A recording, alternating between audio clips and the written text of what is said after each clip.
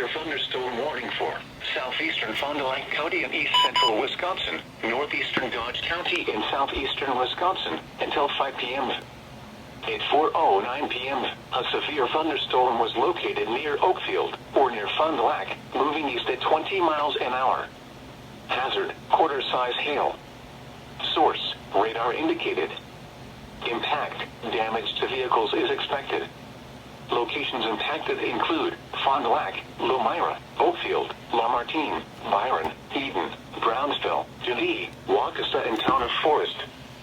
For your protection, move to an interior room on the lowest floor of a building.